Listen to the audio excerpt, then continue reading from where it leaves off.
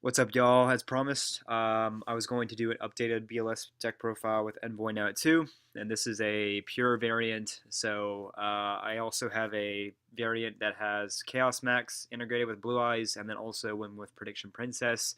And this is the pure variant. So I might do deck profile updated deck profiles with those since he's at 2 now. But so with this one. The pure version, I would say, is more OTK based. You kind of want to go second, ideally. You can go first, but unless you open pretty well, um, your ideal board isn't that great going first. But so the deck itself with Envoy 2 becomes a little bit more consistent. At least I guess a little bit more explosive.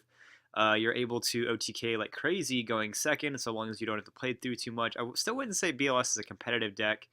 It has some bricking problems on top of just limitations on what it can do per turn. You can't really run very many non-engine cards because BLS, in order to function, you need 3 of your 5 cards to be either a ritual spell, a ritual monster, and then a monster to tribute. So if you don't have those elements, you can't summon anything, which is why you really can't afford to run monsters or traps in BLS without really establishing anything. But this deck is basically meant to OTK, and yeah, we'll get into each, and then feel free to watch the replays. Feel free to skip to the replays if you just want to know that. So, 2 Envoy, now at 2, like I said, it really helps with making the deck more consistent. You don't have to run Charging Gaia at 2 now because you have 2 Envoy.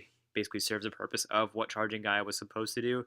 And when you basically summon him by banishing these 2, you get to search ritual spells and ritual traps. I'm sorry, ritual monsters, which is pretty good.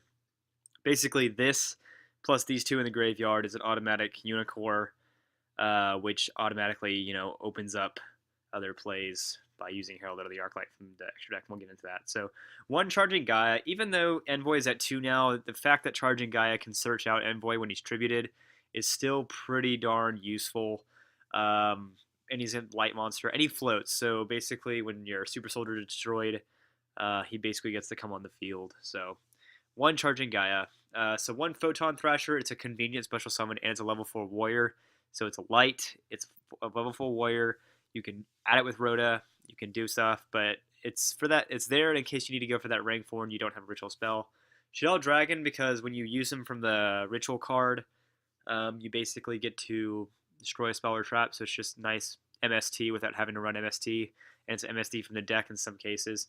Trick Clown, for that same reason, you can basically use him from the deck to where you can special summon him and go into rank 4s. 1 Envoy of Chaos, honestly, for an OTK BLS, I might even want to run this at 2 or 3. This card just makes it so easy to OTK, and on top of that, that end phase effect to add back to banish basically to a light and dark to add them back to the hand automatically turns on your BLS cards for the next turn because you get to banish these 2 and go like plus like crazy off of it, so it's pretty good. 3 Manju because you need it. You need sometimes search out BLS, you need to sometimes search out a ritual spell. 3 of each night. 1 Maxi because, like I said, this deck likes going second. 2 OG BLS and then 3 Super Soldier. Most people don't know that you can only summon 1 Super Soldier per turn, so you kind of need that OG BLS in this deck to be able to summon multiple BLSs in 1 turn. You can ideally summon 3 to 4 BLSs in 1 turn, but it's always going to only be one of this guy. So that's why you got to run the OG BLS because, you can only summon one of this can do per turn. 1 Unicorn because he's actually pretty good still. Like, if Unicorn was at more, I'm sure Necros would be a lot better because he just basically skill drains the extra deck.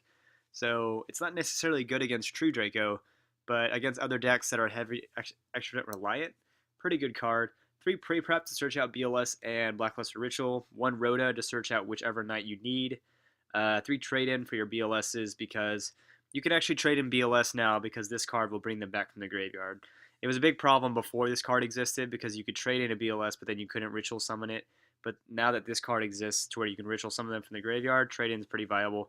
1 Terraforming, 1 Super Soldier Synthesis basically lets you use 1 light, 1 dark from your 1 light or dark from your hand, and 1 light or dark from your deck as long as you equal 8. Just know that it sends to the graveyard, it does not tribute, so if you send a Charging Gaia from your deck, you won't get the effect. So you can only get the effect of Charging Gaia when he's tributed, which this card does not do, it sends. 1 Kaleidoscope, basically to use the Herald of the Arclight from the extra deck to summon Unicorn, to basically get another search. 2 Blackluster Ritual, the straight up normal Blackluster Ritual. There's another card called Super Soldier Ritual, but once again, you have to equal exactly 8. So unless you have monsters in your hand who equal exactly 8, you're not going to be able to summon that BLS. And on top of that, this card enables you to basically use Gaia plus a Knight, which is a lot more convenient. It doesn't have to be Gaia plus a Karibo, or a Karibo or a little Knight plus a little Knight. It can be either or, to where you're still going to get that search and you're still going to get those abilities to banish stuff. And then finally, 3 Gateway to Chaos, pretty good. 3 spell counters you get to add. You know, a ritual spell card from your deck to your hand, and then upon activation, it's a Rhoda for either Gaia or BLS, a ritual BLS, not the Envoy of your choosing. So yeah, as far as the extra deck is concerned, just a bunch of Rake 8s and 1 Link monster, because you really don't go into Link monsters at all in this deck. 1 Arclight for the Necros card, 1 number 38, 1 Divine Dragonite Felgran, 1 Cypher, 1 Cypher Blade, Lancelot, Utopia, Utopia Lightning, Dweller, Castell, Dark Rebellion, Tornado Dragon, Zubaba General, number 41, of course, and then Decode Talker. So yeah, I mean, the deck pretty much still functions the same. It's just pretty much an updated build, except this one's more emphasized on the OTK aspect, as you'll see in the replays. So yeah, feel free to like and subscribe, and enjoy.